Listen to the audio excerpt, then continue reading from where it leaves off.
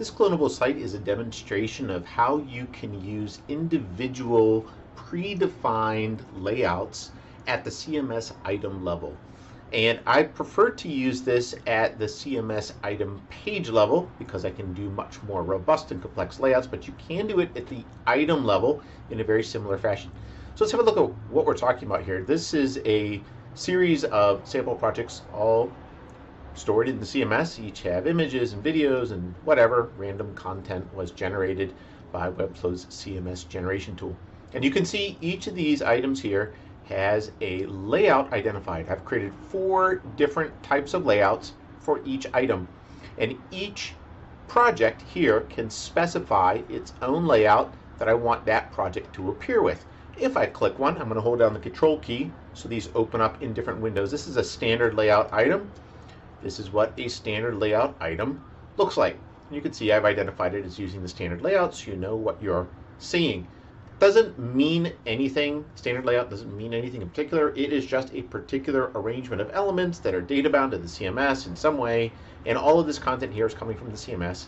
I've spent 0 time formatting it. But you can arrange your page in any way you want, and it would look like a normal navigation, content area, footer style layout. However you want to go, sidebar if you want it, and so on. Now this is this item, and this is all you're going to see for this item. If I choose an item with a different layout, let's go for a video layout. The layout can look completely different.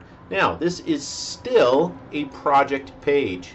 You can see these are both project pages. They are both using the same CMS collection page, and I'm going to show you in a minute how I've done this. It's quite simple, but there's no code, there's no libraries required, no custom coding at all. You don't even need a custom code on your plan, and you can make very different looking layout content. Here I've done a similar thing where I've got the main rich text element here, but I've also got a video element here that pops up and displays in the light box and all that kind of thing. Now that's a video layout. I've got 2 other layouts. I've got a what I called a mixed layout, which doesn't mean anything. I just wanted a 4th layout. It's just a little bit different in how it presents. Looks an awful lot like a standard layout, but it's a bit different. And then the 4th one that I created was a gallery layout, and I may or may not have a good example in my sample data here. Here's one. Let's see how this looks.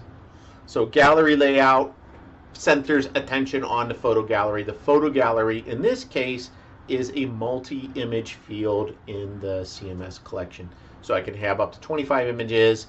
And in this case, I've set them up as a gallery inside of a grid. So if I click one, I get a lightbox image, and I can see all of the images, and I can navigate through them and all that good kind of stuff.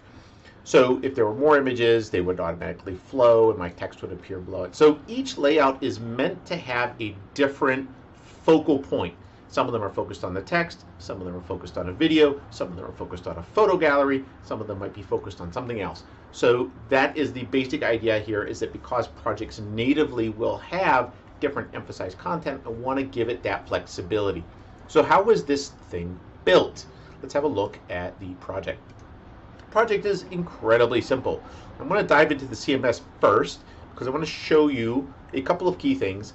The main thing here is that I have defined a layouts collection with my 4 layout names. All it is the names of those layouts. It doesn't mean anything else. However, the reason I do this is because we're going to control the display of our different layouts using conditional filtering. And conditional filtering would not work on a select field. It does work on a ref field. Therefore, while this could be a select with 4 items in it, it can't be a select with 4 items in it. We won't get to use conditional filtering. So we make it a ref field. There are other ways. You could have a plain text string. You could give numbers to your layouts. It doesn't really matter. But I do like having names like this, and it's just tidier in my personal opinion. If you don't want them to appear live, published, then you can mark them as draft, or you can mark them probably as archive. You should still be able to connect items to them without any problems, although you may see a draft or an archived flag in your drop-down lists. So that's entirely up to you. If I go here into the projects, I've got all kinds of randomly generated junk data in here. The main thing to notice here is that I have the layout reference. all my project data, whatever my video, my photo gallery, whatever content I want is specific to whatever it is I'm trying to lay out. But this layout tells it which part of the screens I want to be visible and which parts I do not want to be visible. So let's go have a look at the page itself.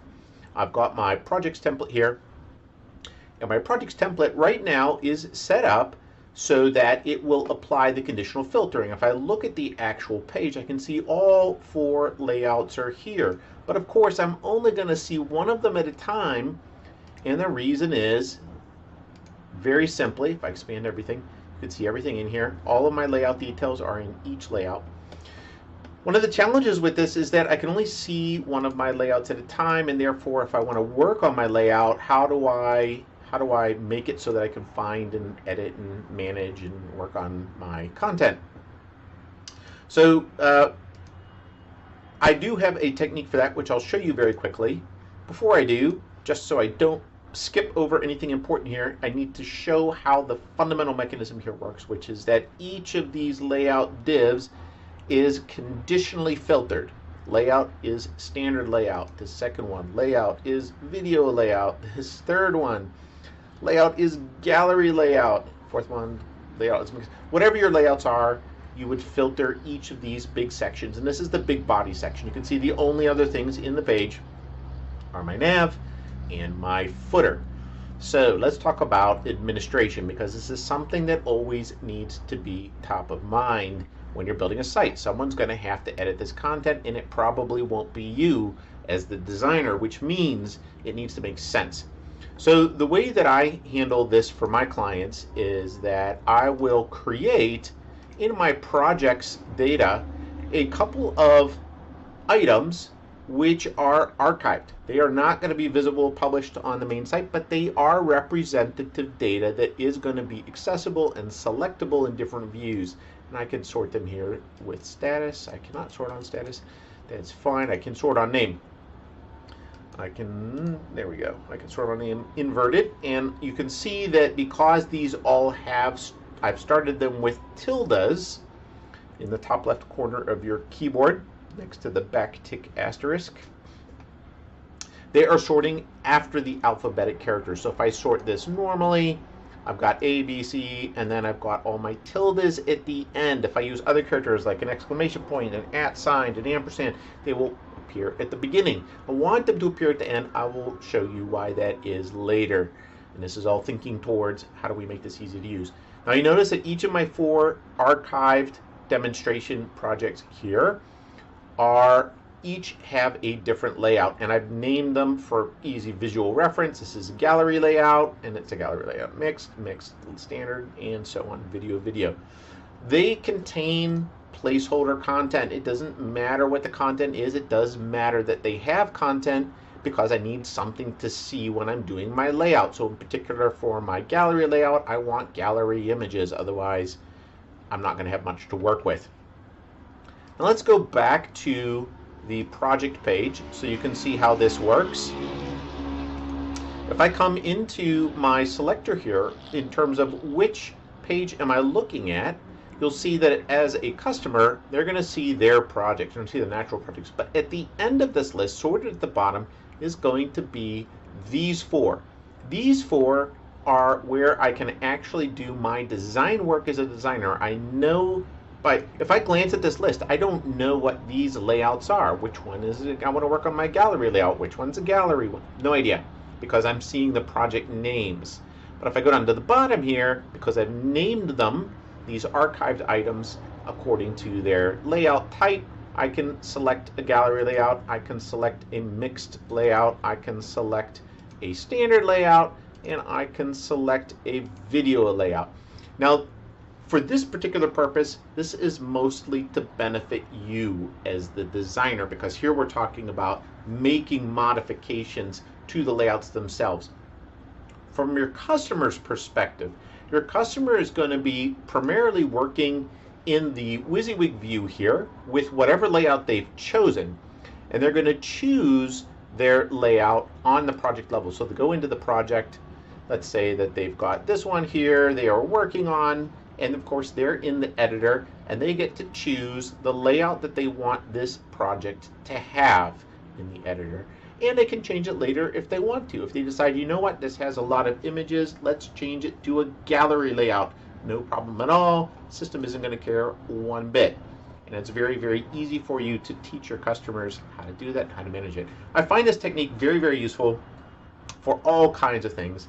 And I will suggest that if you really want to take it a step further, you can use a very similar concept within your collection lists to have individual items that appear slightly differently depending again on this layout. So as an example here, and I have not built this into this particular clonable prototype, but you're welcome to modify it and do this as an exercise, is in this home page, I've got these very, very simplistic looking tiles that represent the project. There's nothing special about them. But what if this one uses a video layout? What if I wanted to show the video here and make these tiles more tile-like? That is definitely a possibility.